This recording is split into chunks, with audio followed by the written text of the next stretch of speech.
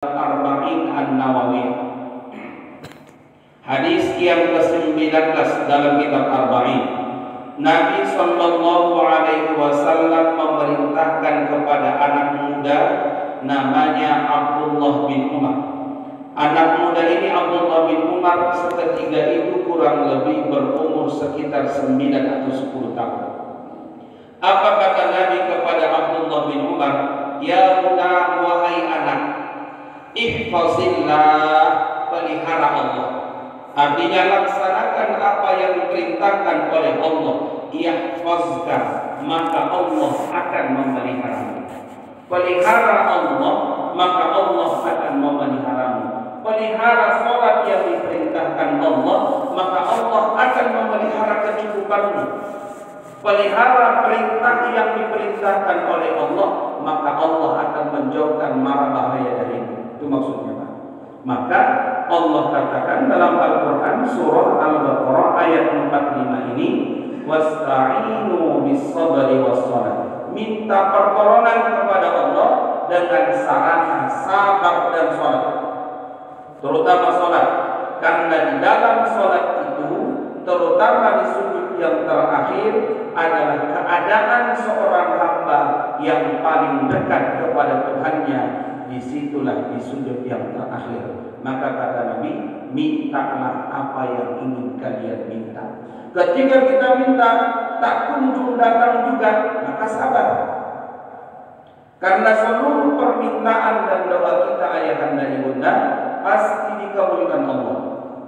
Kalau bukan hari ini, besok. Kalau bukan besok, lusa. Kalau bukan lusa, 1 tahun. Kalau bukan 1 tahun, 2 tahun ke depan. Minimal-minimalnya nanti di akhirat akan dikabulkan Allah. Dan ketika di akhirat diberikan catatan amal kebaikan kepada kita, kita buka catatan itu, kita lihat di catatan itu ada pahala sholat tahajud 200 rakaat. Kita tanya malaikat, dulu di dunia nggak pernah aku sholat tahajud 200 rakaat. Kenapa ada catatan itu di sini? Apa jawaban malaikat? Memang kau nggak pernah sholat tahajud 200 rakaat, tapi dulu pernah kau berdoa, tak dikabulkan Allah doamu, maka sekarang dikabulkan Allah doamu dengan berubah dibuat Allah ada pahalamu seperti pahala sholat tahajud 200 rakaat. Apa kita bilang di saat itu? Kalau tahu macam gini, lebih bagus doaku di dunia nggak usah ada yang dikabulkan.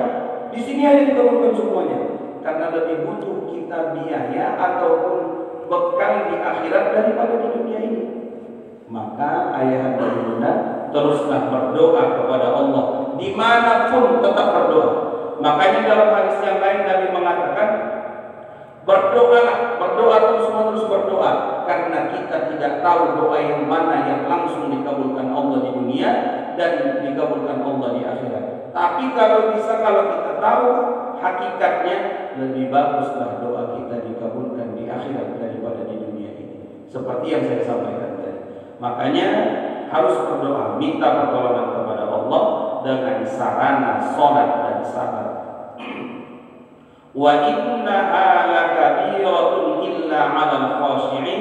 Salat itu sungguh sangat berat, sangat payah bagi orang-orang yang tidak khusyuk. Kalau orang yang khusyuk, maka salat itu ringan.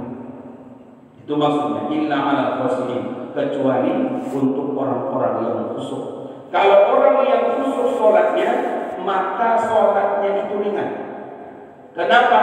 Karena dengan kekhusyukannya dia merasakan kenikmatan sholat. Kenapa kita malah sholat tahajud? Karena kita tak tahu kenikmatan sholat tahajud itu. Belum pernah kita rasakan kenikmatan sholat tahajud. Kenapa kita sanggup bangun jam 2 nonton bola Piala Dunia? Karena kita tahu serunya bola antara Argentina melawan Belanda. Apalagi nanti waktu final. Oh, pasti bangun kita. Pasti kita siapkan tenaga kita untuk nonton itu. 2 jam kita tonton, karena kita tahu serunya nonton bola itu. Kadang-kadang berdeser hati tuh, jantung tuh, gara-gara mau kalah pula tim yang kita favoritkan. Padahal kalau mereka itu menang, ada untungnya sama kita. Kalau misalnya kita dukung Argentina misalnya, juara dunia Argentina, apa untungnya sama kita? Memang ada banyak orang yang kasih 20 juta sama kita? Enggak. Yang untung itu tetap Messi juga, tetap negara Argentina juga, tetap pemain juga, kita tetap rugi juga, rugi begadang, tak ada gunanya dan sebagainya. Kalau menang Perancis misalnya, apa untungnya sama kita? Tak ada untungnya, tetap kita yang rugi. Tapi coba kalau kita sholat, mana untungnya? Banyak untungannya. Tapi kenapa kita lebih memilih menyia-nyiakan waktu kita dengan menonton bola daripada sholat? Saya maksudnya bukan melarang kita nonton bola, saya pun nonton bola juga, Pak. Artinya jangan gara-gara kita lebih mementingkan bola daripada sholat. Jangan lebih mementingkan bola. Ini hanya secara logika aja. Karena kita tahu kenikmatan menonton bola, makanya kita sanggup bangun jam 2 malam. Karena kita tidak tahu kenikmatan sholat tahajud, karena kita nggak khusyuk waktu sholat, makanya kita malas bangun jam 2 malam. Tergantung itu sebenarnya. Makanya kalau kita khusyuk sholat, mudah sholat itu. Sholat apapun mudah. Makanya Nabi itu akan mudah sholat. Kita lihat dalam sejarah, Nabi itu kalau sholat berjam-jam, apalagi sholat sunnah.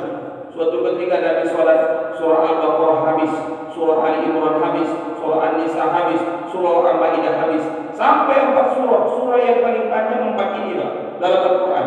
Habis dibaca Nabi Muhammad di rakaat pertama ketika sholat sunnah. 4 surah bacaan Nabi Muhammad bukan cepat.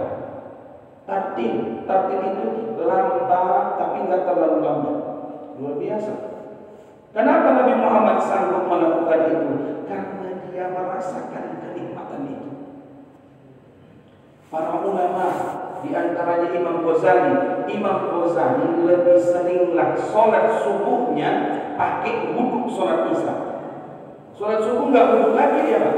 Kenapa? Karena satu malaman dia nggak tidur. Ngapain dia satu malaman nggak tidur? Menulis buku, membaca Al-Quran dan sholat. Itulah kata Imam Ghazali, satu malam. Kenapa mereka sanggup melakukan itu? Karena mereka merasakan kenikmatan ibadah itu. Karena mereka khusyuk. Kekhusyukan itulah yang paling payah kita dapatkan. Makanya di mana-mana kalau kita pengajian cerita tentang sholat, selalu ada pertanyaan, Ustaz, macam mana caranya khusyuk? Selalu ada itu. Selalu ada. Macam mana caranya? Tips-tipsnya dibuat para ulama. Di antaranya ayahanda ibunda supaya khusyuk sholat kita. Pertama, waktu wudhu jangan ngomong. Makruh hukumnya wudhu ngomong. Ada itu wudhu, dia wudhu dengan tangan. Iya, tadi malam enak kali bolanya sambil wudhu. Makruh hukumnya. Wudhunya tetap sah, tapi makruh hukumnya. Supaya khusyuk sholat kita waktu wudhu jangan ngomong. Itu pertama. Karena memang di dalam semua basuhan wudhu kita, Bapak Ibu, ada doanya. Yang kita tahu kan cuma niat aja, bahkan wa itu wudu'a li rabbil hadasil asghar fardhan lillahi ta'ala. Cuma itu yang kita tahu. Padahal di dalam kitab Al-Adhkar Imam Nawawi ada bacaan ketika kita mengusap wajah. Ini saya pernah pengajian sama anak-anak muda, anak remaja di sini. Itulah yang kami bahas. Tapi nggak tahu juga apakah mereka sudah lupa atau masih ingat. Memang remaja, tapi kebanyakannya keingatan remaja zaman sekarang ini macam orang tua juga. Seringkali lupanya kan. Nah, jadi ada bacaannya. Ketika kita membasuh wajah kita ada bacaannya. Ketika kita membasuh tangan kita ada bacaannya. Ketika kita mengusap kepala kita ada bacaannya. Ketika kita membasuh telinga kita ada bacaannya. Kaki pun ada bacaannya. Semua ada bacaannya. Kalau hafal kita bacaan itu dan kita baca, tak sempat kita ngomong waktu dulu. Tak sempat itu cerita waktu. Maka supaya khusyuk sholat, duduk di saat duduk jangan ngomong. Ini perkara yang paling sulit di khusyuk sholatnya. Yang kedua, mulai dari wudhu sampai sholat jangan ngomong. Diajak orang ngomong subhanallah subhanallah. Diajak lagi ngomong Allah Akbar. Diajak lagi ngomong innalillahi wa inna ilaihi raji'un. Lagi kembali. Biar dia enggak ngajak kita ngomong. Jangan ngomong supaya khusyuk sholat. Yang selanjutnya sebelum takbiratul ihram Bapak Ibu, bacakan ta'awun, berlindung kita kepada Allah dari gangguan jin atau setan ketika kita waktu sholat. Baca ta'awun.